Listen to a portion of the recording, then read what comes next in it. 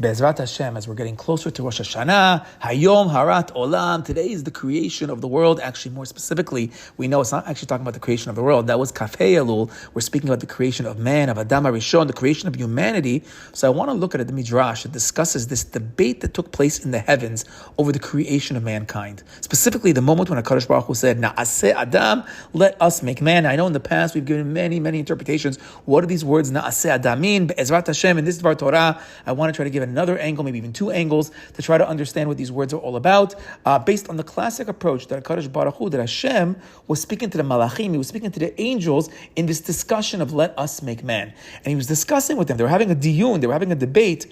What are the pros and the cons of mankind? What is human beings all about? And is it worth it?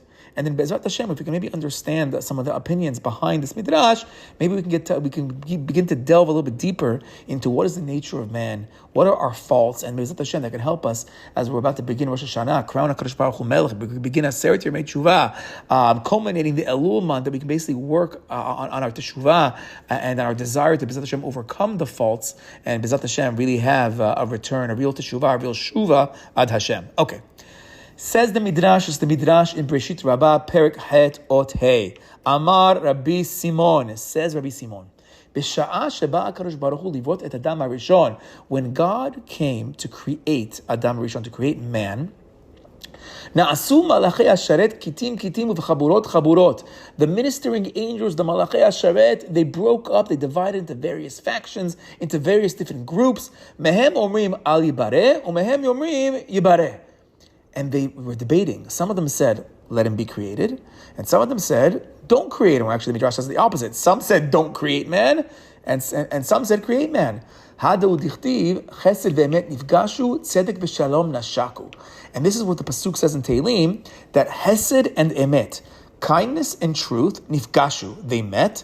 And tzedek v'shalom, and righteousness and peace and shalom, nashaku, they touched, they kissed. Or actually, I saw the art scroll translated actually in the approach that seems to be there's a debate right now. So they actually translate nifgashu, of meeting, and nashaku, and touching, kissing, as confronting each other, and they battled each other.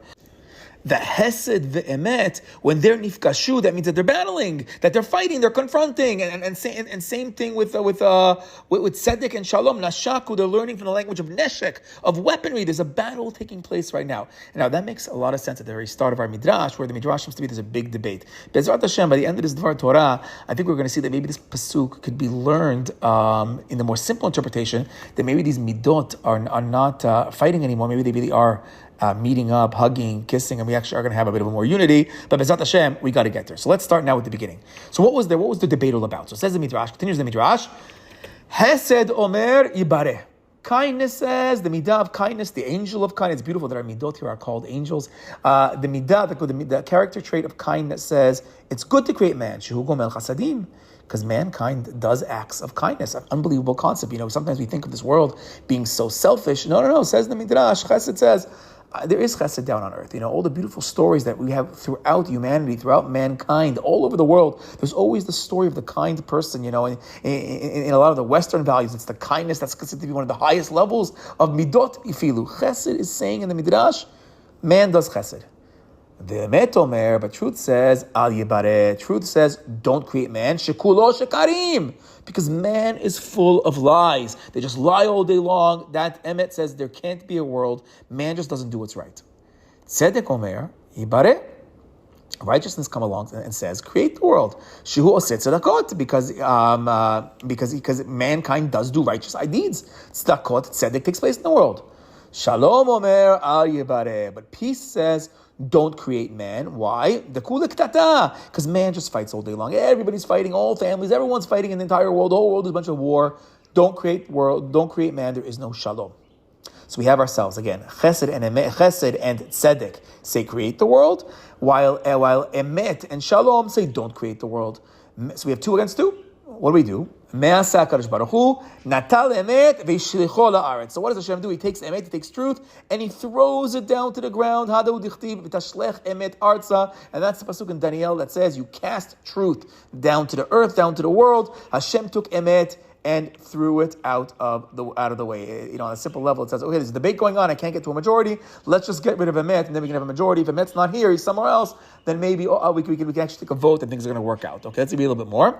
Now the Malachei Asheret, the angels now start crying to HaKadosh Baruch Hu. What are you doing? Now, I'm not sure who these angels are. Are these the midot that themselves that are left over? You got rid of one. Now the rest of them are scared. Maybe now Shalom is scared. He's going to be next to be thrown down. We talk about other angels watching the midot. Okay, not so sure. Says the midrash. They said the angels, Ribon ha'olami, master of the universe, ma ata mebazeh tachtzis al tichsiyah shelcha Hashem, why are you demeaning your very seal? The word that's a Greek kind of word, a Latin kind of word that means, the Farshim say means the chotam of Hashem. Truth, emet, is considered to be the chotam, the seal of HaKadosh Baruch Hu. Hashem, how could you take your signature, your seal? How could you take your chotam? How could you throw it down to the earth? It's a bizayon. It's demeaning. How could you do this to emet?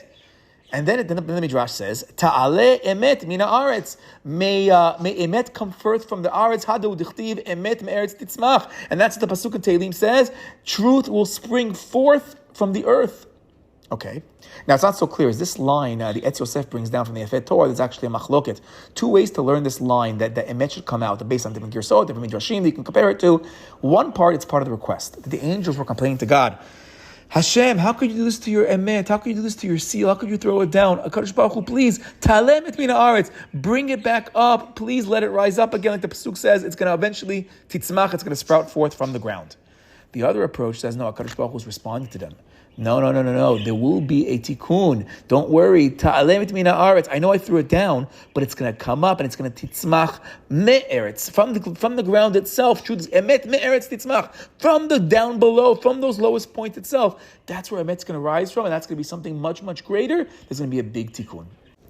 And based on this approach, HaKadosh Baruch Hu is saying, I don't want an emet from the Shamayim. I actually want an emet from the Aretz. We'll get into that in a second. Now, the midrash then digresses with another statement of Rabbi Simon actually some of the Farshim even wonder, should this even be here? Maybe it belongs in a different section because there's a similar topic later on in the midrashim in Bereshit. Says as follows: Rabbanan Amri la b'shem Rabbi Hanina bar Idi Rabbi Pinchas Rabbi Chalkia b'shem Rabbi Simon. So another teaching from Rabbi Simon, Amar Me'od, when it says that on Friday, on Yom HaShishi, when Hashem finally creates man, so it says now Hashem looked around and it said Tov Me'od, Amar Me'od Hu Adam. What is the word Me'od? Me'od is the same letter as Mem Aleph Dalet as Adam. Now that man was created, man is really great. It's really awesome. This is what it's all about. Hado Dichti Vayar Lim et Kol Asher Asa V'Hine Tov Me'od V'Hine Tov Adam. Me'od are the same letters as Adam. Man is good. Everything is good. The idea of man, Hashem is very happy with what He created. Okay, so that's the first approach in the midrash. But comes along Rav Huna, and he has a very different understanding of what the creation of man was all about. What is this Na'aseh Adam? Rav Huna, Rabbah Shel Tziporin. We have the great Rav Huna, the rabbi of the town of Tziporin, Amar. He said, no, this is really what happened. Ad shemalachei asheret midyanin elu im elu. While the different ministering angels were busy deliberating, debating with each other, while Emet and Chesed and everyone's fighting with each other, umit askin elu im elu, and everybody's engaging one another, bera'o HaKadosh Baruch Hu. While they're talking, having this whole big debate, in the meantime, Hashem creates man. Amar lahen, ma'atem midainin kvar na'asa adam. He says, what are you guys so busy deliberating for? I already created man. So they actually learn Na'aseh Adam. Kehuna spells it out. Don't read Na'aseh, rather read it as like Na'asa, same letters, Na'aseh, Na'asa, meaning why is it written this question of Na'aseh Adam? Because really it's already Na'asa, man was already created. So while they're busy fighting, Hashem, on a simple level, we'll get to a much deeper interpretation in a second, but on a simple level, He's basically ignoring them and creates man while they're fighting it out. It already happened. Na'asa Adam, man was created. Okay, B'ezrat Hashem, let's try to get a little bit deeper into these two approaches. Let's start with the first one, Rabbi Simon. So according to Rabbi Simon, there's this great debate amongst the midot. These malachei sheret that represent our core character traits, chesed and emet, tzedek and shalom. Since they're divided, Hashem has to do something. He needs to get a majority. That if He's already speaking to them, how it seems to be some kind of a democracy going on. So democracies tend to work. Achrei rabim latot. You have to have a majority, so we can't have a 2-on-2. So what does Hashem do? He throws emet. He takes truth, and Hashem throws truth down to the aretz. Okay, now the question is, but why was truth the one to be thrown down? there's a debate. Two people are saying no. We have truth saying no, and we have shalom saying no. Throw down shalom. Why is truth? Says the Chidushei Radal, a beautiful idea.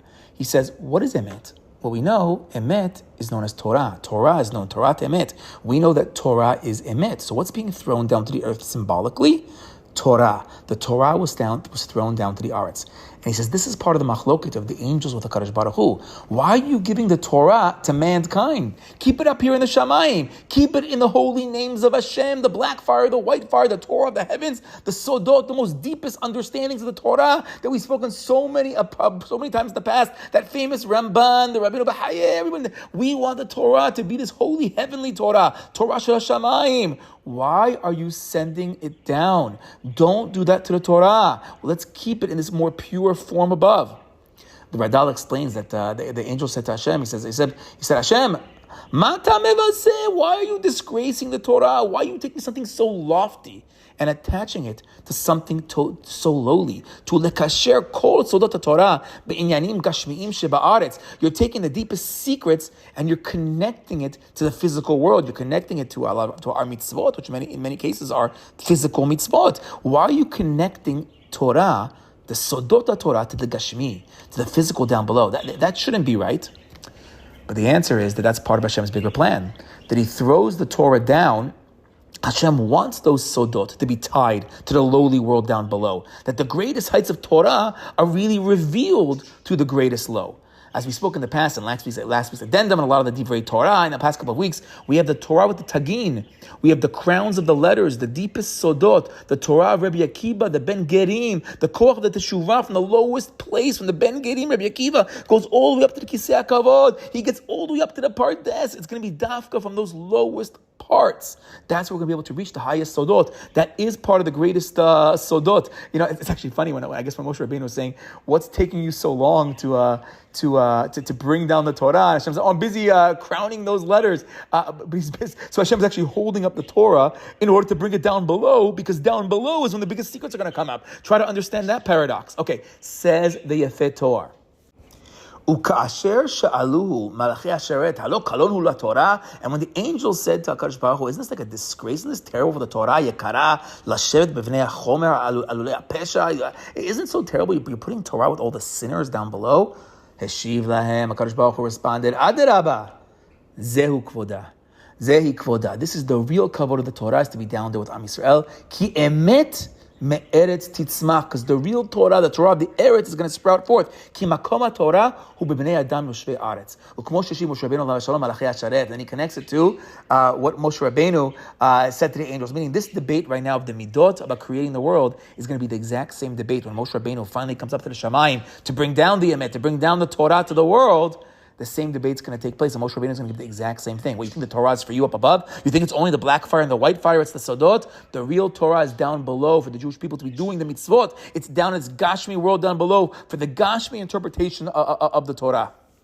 So the Yefet Torah is saying beautifully, the debate Moshe Rabbeinu had with the Malachi Asher to get the Torah, the Lo Bashamayim, is actually an echo of this earlier debate of, do we create the world? Do we leave Emet on top? Do we leave Torah on top?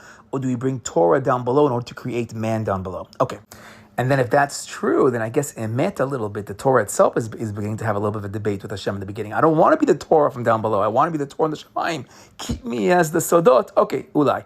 I was thinking though that maybe this whole idea of throwing Emet down, maybe it hints to another story of this, so to speak, being thrown down. When Bnei Yisrael were sitting with the Egel HaZahab, so Hashem tells Moshe Rabbeinu, Moshe is also Emet. Moshe Emet v'Torato Emet. So Moshe, you are the pillar of Emet. But then Hashem tells Moshe Rabbeinu, Lech red, go down. And I was thinking this go down imagery. Bnei Yisrael are sitting down below. You have the Eruv Rav, the symbol of the lowest of the low, the Gerim that Moshe Rabbeinu fought for, saying to HaKadosh Baruch Hu, there's always makom for teshuvah, and Hashem seems to agree. So he says, Lech red, go down. You, Emet, Moshe Emet, you go down. You want the real greatness, the real thing. You can't be up here in the Shemaim getting the Torah from me anymore. These first luchot, you're right, you can't be up here. You got to go down. You got to be down there with them down below. You got to go Lech red. We said in the past, Lech, Gematria 50, Shar Nun. You got to go down a level. level. I think maybe on a certain aspect, a little bit similar to the idea of the moon. When a Kadosh Baruch Hu tells the moon, go make yourself smaller. That's going to make yourself so much greater, because the real greatness is going to be found down below. So lech red, emet. Moshe Rabbeinu is emet. Emet, go down. You have to be down there. And I was thinking, you have this crazy scene taking place. On the one hand, you have Moshe. He's the emet, being lech red, being thrown down, meaning the secrets of the Torah are now coming down to mankind, being mixed in the Gashmi of the world down below. At the exact same time, the letters of the first Luchot, which also correspond to the secrets of the Torah, correspond to what Rabbi Akiva is ultimately going to understand. They're flying up back to the Shamayim. And then what happens? Moshe goes down, prays for Am Yisrael, guides them into Shuvah. So meaning you got down to that lowest point, and then now to Shuvah, as we said, it brings you all the way up to the Shamayim, all the way up to Kisei HaKavod. Now all of a sudden, we can get back to those letters. We can get back to those deep, deep secrets. It's interesting. Only when he comes down with the second Luchot does he finally have those Karnei Hod, those rays of glory, the glow of Moshe Rabbeinu. It only comes with the second Luchot, meaning after he was Lech Red, does the Teshuvah process, goes back up. Now when he comes back down the second time, now he gets that glow. Okay. Now, according to Radal, this is actually why the second statement of Rabbi Simon is put over here. He says, not in the wrong place. When now it says that Adam is Tov Me'od, that he's Me'od, he's saying that's the idea right now. Now, it's not a side statement. It's an actual statement. Hashem is saying Tov Me'od. Look, Tov Me'od. Look at the bigger picture. There's a greater plan. Lomar Hashem Ra'a B'chokhmato Kol Ta'anot Malachei HaSharet. Hashem saw all of the arguments of the Malachei HaSharet, Mikil Kulei HaAdam, but all the negatives of what mankind is all about. And with all of that, Hashem still said, Tov Me'od, this is the greater plan for the creation of the world.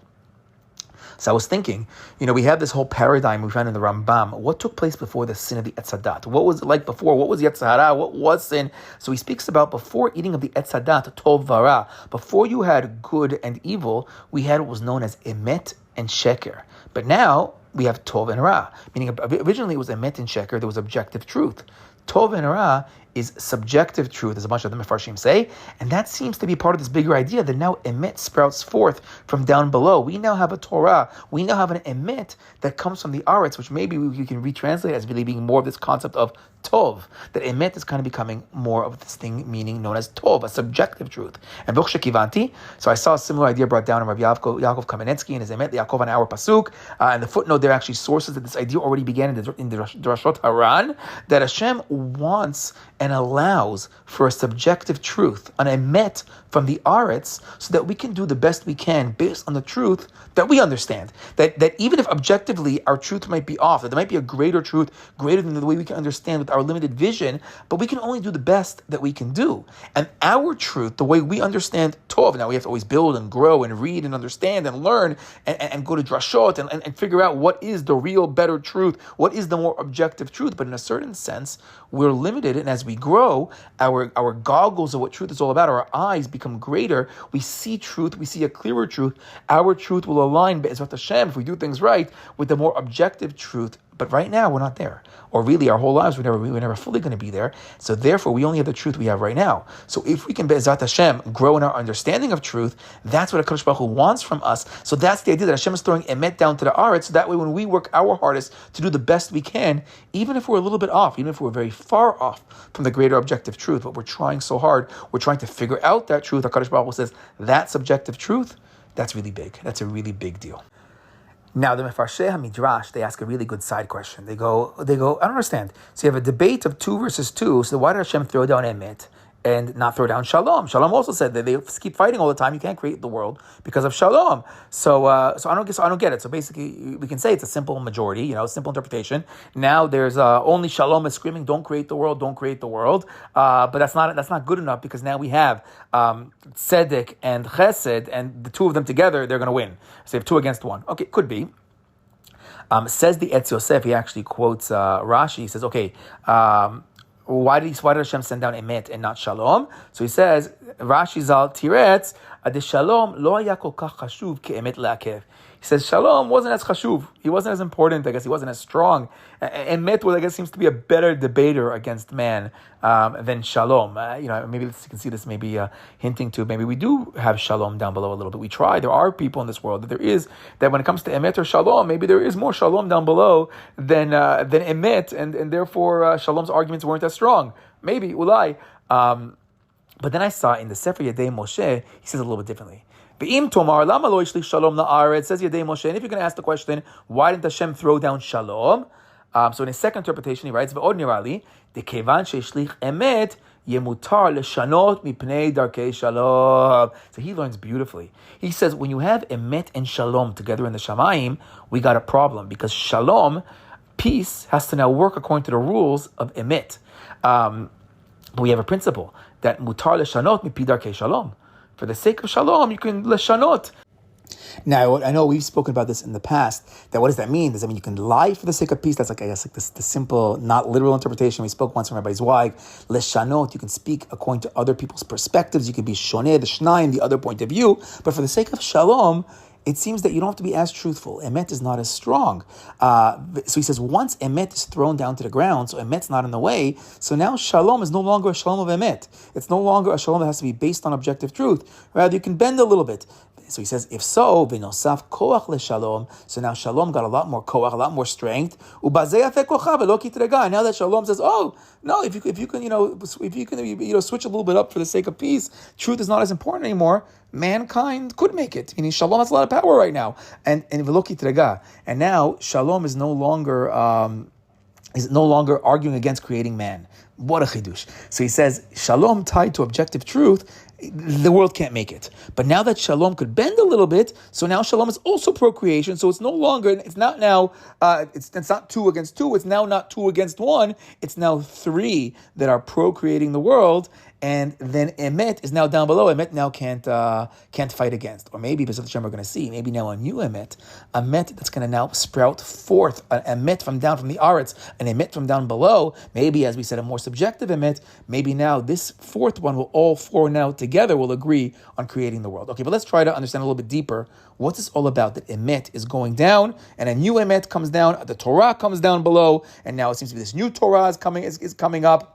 So I saw brought down the name of the Maharal. So the Maharal says that the Torah of the Avot, that was a Torah of Chesed. Their Torah was Chesed because they weren't obligated to keep it. There was no obligations. It wasn't Chayav. It was only kindness. They were doing a kind thing to go above and beyond. They were doing Chesed to keep the Torah. So he calls it a Torah of Chesed. And we know, even up top, Chesed always says, yeah, the world's fine. If there's no obligations, there's no responsibilities. You're just doing it because you want to. Great. But after Moshe brings it down to the world, says the Maharal, then the Torah became a Torah of Emet. And now it's a Torah of Emet. Now it's Chayav. Now we're obligated. So I think Lanut Dati, this actually fits very nicely with the chronology of the midrash. Chesed was always okay with sharing the Torah with the people down below. And that's the Avot who kept the Torah of Chesed.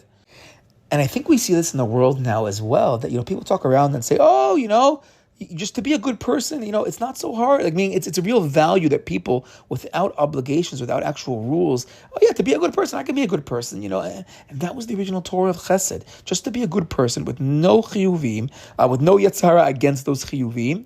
That was always possible, and that's why Chesed never had a problem. People could be good people. But it's only when Emet is sent down, when the Torah is being sent down with Moshe Rabbeinu, that now we have a Torah of Emet, a Torah of responsibility. And it sounds like that was the problem. How could you bring the Torah down to the people? They're going to sin. They're going to mess up. They're not going to follow the Emet. They're not going to follow the Torah. The obligation part, that becomes difficult. But Hashem is saying, Tov me'od. No, this is the really big thing, because when you could step it up, when Emet goes down and then comes back up, and now it's going to titzmach, it's going to sprout forward, the Emet's going to try to go up, but now it's going to go from down below, that the human beings, the Torah of the Bnei Adam, it's going to lo b'shamayim. We're going to take the Torah, we're going to step it up, we're going to do those Torah and mitzvot, but now when it comes up, why, yishtabach shem alad. Now it's a different Emet, now it's a different Torah, and that's the real greatness. So I was thinking, maybe that's how we should really read that pasuk. Chesed ve'emet nifgashu, tzedek v'shalom nashaku. That now Chesed and Emet, when they reunite, when the Emet from down below, meaning that pasuk, although it's bringing up the whole discussion, it's really talking about the end. In the end, Chesed and Emet are going to meet up again. Tzedek and Shalom are going to meet up, and they're going to kiss. They're going to be united. They're going to be together. There's going to be this greater unity, because we're going to have ourselves a Tzedek and a Shalom and a Chesed that now are all happy, and an Emet that's a new Emet that's happy as well. And we're going to have a unity of all the midot, and a great, and that's the me'od, that's the greatness of the world can be. That's the first approach of Rabbi Simon. Okay, now let's turn to the second opinion in the midrash of Rav Huna. So what did Rav Huna say? Rav Huna said that while the different midot were fighting, there was no throwing down of Emet according to this approach. There was no getting rid of Emet. Emet stays over here. Heavenly Emet seems to even be staying around. But while they're all fighting, HaKadosh Baruch Hu just turns to them and says, Alo, I already created it. You can stop the fighting. Man is already here. Na'asa Adam. So I saw brought down that once Hashem is even, so to speak, speaking about something, if so to speak Hashem says Na'ase Adam, should we make man? So man's already made. Because if that's Hashem's initial ratzon, that's Hashem's original idea, which we can never understand what that means, Hashem's ratzon, and we can never grasp why does Hashem want to create the world. But once HaKadosh Baruch Hu says Na'aseh, it's already Na'asa. Hashem is above time and space, is above our limited understanding. If HaKadosh Baruch Hu is telling us, revealing to us that he had a Hava Aminah to create man, man was created. So Na'aseh is really Na'asa. But then why does it say Na'aseh? Because Na'aseh is actually hinting to a much deeper discussion about what is man, and all the complicated factors and the conflicting factors that make up man. I saw in Rabbi Akiva Tatz's new book on free will. So he writes that according to this approach, Hashem didn't ignore the debate between the midot. Oh, they're all fighting it out right now. And Hashem says, oh, while you're fighting, I ignored you, I created. That's not what's going on. Rather, the debate itself, the debate between emet versus chesed, tzedek versus shalom, all these midot are fighting it out. That's what mankind is all about. That's what we're all about. We're the warring midot inside of us. There's emet, there's chesed, there's tzedek, there's shalom. We think life is so simple. There's good and evil, and it's so simple to figure things out. It's not true. A lot of times there's this debating hierarchy. Which midah should win out right now? Should it be emet right now? Should it be chesed right now? Should it be tzedek? Should it be shalom? That's what man really is. So he learns that there's no decision made, there's no emet thrown out of the pic. No! Mankind is that debate. While we're fighting it out, while our internal Yetzer Haras, Yetzer HaTovs, our kishkes, our midot are fighting things out, that's our creation. That's who we're all about. And that's the hint of the word na'aseh. Not that there's an actual debate, but that man internally is this debate. And which midah should win? How do we actualize our free will? That's the big debate of our life. How do we spend our time? What do we do with ourselves? Okay, so those are the two main approaches in the midrash. I want to look, for those that are still with me, into one more midrash, which on the surface is a little bit different, but we're going to see it connects a lot. And B'ezrat Hashem, maybe we'll get a little bit deep right now, maybe even tap into something even greater than we have until now. Okay, says the midrash, this midrash is referring to a different event in Jewish history. That's a different cosmic meeting of emet and chesed. This is the meeting of Aharon and Moshe when Moshe Rabbeinu starts his journey back from the burning bush. When HaKadosh Baruch Hu sent Moshe Rabbeinu, it's time for you to go back to Mitzrayim. I'm not sure if this means Moshe Rabbeinu is going up or Moshe Rabbeinu is going down. I'm not sure going back to Egypt is. On the one hand, is going to save the Jewish people, which maybe says that's the great mission, that's elevation. On the other hand, maybe no, you're going back to Mitzrayim, the biggest tum'ah. You have to go down to the Shmutz in order to save them and bring them out. But whatever it is, Moshe Rabbeinu is on his way back from this great mission of HaKadosh Baruch Hu. Aharon comes out to meet him and says the midrash in Shemot Rabbah. This is Perek Hey Ot Yud. Vayelech vayivkeshehu. And he went and he came out to meet him. Hadau dichtiv chesed ve'emet nifgashu tzedek ve'shalom nashaku. Chesed ze Aharon. And then there's a pasuk to prove that. Ve'emet ze Moshe. Another pasuk from Moshe. So Chesed and Emet right now, so if we said Moshe until now was Moshe Emet, Torah Emet, so Baruch Shekivanti, because this midrash says clearly Moshe is Emet, but also Aharon is the Chesed. So now we have Moshe and Aharon are now the symbolic people down below, symbolizing what seems to be this war going up above, or this discussion, this debate. But right now, this is like the resolution. This is the unity of the two. When now Moshe Rabbeinu is being sent back to Egypt. So right now, Moshe, Aharon, they meet up. That's what the pasuk says, that vayivkashehu behar Elohim, vayivkashehu nifgash. That's our pasuk. Chesed ve'emet nifgashu. Okay. Now, interesting, the Midrash goes on to say that Tzedek is Moshe and Aharon is Shalom. It gives proofs for that as well. So then, interesting, here we have ourselves Tzedek and Emet on one side, because both symbolizing Moshe, while Chesed and Shalom are Aharon, which actually would be different than our midrash in Breshit Rabbah, because these are conflicting midot, at least on the surface level. Okay, Tzarech Ayun, how to work that out. Although interestingly enough, there's an opinion over here, Rabbi Yehuda ben Rabbi Simon. I'm wondering if it's the same Rabbi Simon, and maybe Rabbi Simon's opinion. He says Chesed ze Aharon ve'emet ze Moshe. So he totally flips things, and Rabbi Azariah comes along and gives psukim to show you Chesed ze Moshe shasa Chesed im Yosef ve'emet ze Aharon k'dichtiv in Malachi Torah emet va'ayta befihu. So interestingly, comes along Rabbi Yehuda ben Rabbi Simon, he actually switches it according to our normal classic wisdom. Moshe is Emet, Aharon is Chesed, and that's just what they always are known for. Aharon is Ohev Shalom, Rodef Shalom, And that's chesed midot, that's the kindness side, while Moshe is the opposite. Okay, if I'm not mistaken, I think I remember hearing once to answer this second opinion, is to say that even though on the surface there's like these opposing midot, Chesed might not be the most natural for Moshe, that Moshe really is Moshe Emet and Torah to Emet, but ultimately Moshe Rabbeinu gets to his shlemut. He's able to complete his Chesed as well. So we see him taking the bones of Yosef. Why is Yosef taking the bones of Yosef? Isn't he Emet? No, because even in Chesed, even though that might not have been as natural, he's able to get shlemut in there as well.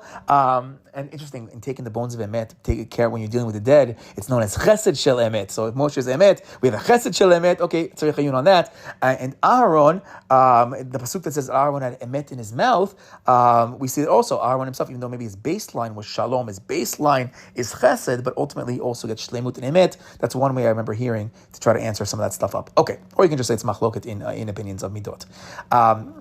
The midrash then continues that this kiss of Aharon and Moshe, when they meet up, he says there's only 3 kisses in the Torah that were this pure, they were this elevated, that were holy kisses, no shmutz involved in it. These were holy, holy kisses. Mahu vayishak lo, zeh samach b'gdulato shel zeh, v'zeh samach b'gdulato shel zeh. Because when Moshe Rabbeinu and Aharon are meeting up now, and even though Aharon was the older one, Moshe is now being picked to be the leader, and even though Moshe is, and also because of the way Moshe acted in the burning bush, Moshe only is going to be the Levi, he's not going to be the Kohen, Aaron's now going to be the Kohen Gadol. Each one had their own Gedulah, the different paths of greatness. They both had simcha for each other, for their paths of greatness. Okay, Lanu Tatia was thinking that Emet, Moshe Rabbeinu, if we go with the classic, that he's Emet, he's now on his way back to the Jewish people. So I was thinking, when Moshe was in Mitzrayim, originally when he was younger, he was fighting for what was objectively right. He's killing the Egyptian. He's giving musar to those 2 fighting Jews. Emet in its purest form is very strong, and that's why the Tan Vaviram, according to the midrash, they're like, "What, you're gonna kill us too?" Meaning Emet, as Rashi's telling us by our midrash, Emet is very strong. So here as well, Emet originally in Egypt, Moshe Rabbeinu originally was very, very strong in the way he viewed the world. So what's going on? Maybe we could say Hashem is throwing Moshe away. He's sending Moshe away from Mitzrayim. Go, flee for your life. And now Moshe Rabbeinu, Emet, you have to now go through major life events, both in the Midrash, both in the Pesukim. You're going to go through things that's going to change you. You're going to go through the Eretz. It's going to change you. And he goes to fight off wars and conquer parts of Africa, parts of Kush, part of Ethiopia. These are areas that are real artsy places. We know, according to one opinion of the Midrash, is that he took a first wife from the Kushite, from the Ethiopians. He's in the actual world fighting wars, so to speak. Then we have ourselves the whole story of Yitro and the daughters, and that whole storyline, where again he's fighting for what's right, making sure that the daughters get their water at the well, but it's also demonstrating a level of chesed for Yitro's daughters, showing care and love for them. Then we have the midrashim that he becomes a shepherd. He gets those leadership skills, which also require love and tenderness for the flock, to make sure every flock is getting the right amount of grass, the proper amount of grass, the amount of water. That he has to be a shepherd. He has to take care of the flock. That requires some of the chesed, some of the love traits as well. So the emet of Moshe Rabbeinu is now growing in his life experiences. It's becoming now an emet from the aretz. It's no longer in the palace and those ivory towers. It's now in the real simple world down below. It's Tachtonim, and he gets part of this world, and now he can go back to Mitzrayim, which I guess really is not the palace, but it really is the most Gashmi in the lower parts, and now he can actually fight there and save the Jewish people there. And now when he's returning, now he's the brand new Emet, now they kiss. Now we have Aharon, Chesed, Moshe, Emet, now they're kissing. I heard a Kabbalistic idea from Rabbi Ephraim Goldstein where he says that when it comes to midot, there are 2 midot that are seen as brothers. They're different, yet at times they're connected to each other. At times they seem like total opposites. At other times they're counted as one midah. So again, I'm not so into Kabbalah, but he says we have ourselves a Netzach and Hod. And Netzach corresponds to Moshe, while Hod corresponds to Aharon. And he says that Netzach normally is seen as coming from the top to the bottom, lemala to lemata, and that's Moshe Rabbeinu coming down with the Torah from the heavens. So Moshe Rabbeinu up top comes down below, while Hod is from lemata to lemala. That's Aaron the Kohen offering the sacrifices down below on the Mizbeach, so that the Reach Nichoch goes back up to HaKadosh Baruch Hu. And I was even thinking, we can even take Aaron. We know he's so down below. He's willing to get dirty with the Jewish people. Even as they're sinning with the Egla Zahav, he's going to join them with his chesed, with his love. He has to be with them. Aaron is down below, but he wants to try to get back up to Kadosh Baruch Hu. That is bottom to up. Then the two of them meet. And when the two of them meet, the Netzach and the Hod, they become one. They become like one midah. In mystical terms, there's like a kind of a zivug, a unity, something deeper happening over there.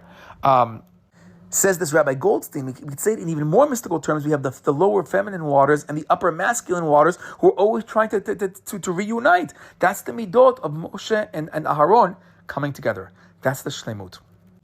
So ein lanu esek banistarot. This stuff is the Kabbalistic part's a little bit too deep. Let's try to go on a simple level. I was thinking lanu tati that we have this constant going up and down. Moshe Rabbeinu is thrown down. Lech red, they're sinning, but then he goes up with the teshuvah of the Jewish people. He goes up for the second time. This Elul up until Yom Kippur. He goes up, but this time it's the emet from the Aretz. It's the emet from the earth. He's bringing the teshuvah of the Jewish people. He's bringing the teshuvah of the Eruv Rav. So there's the first lech red. Then he goes up a second time. And then we have the second red. This time it doesn't seem to be a command. This time he's coming down with the second luchot.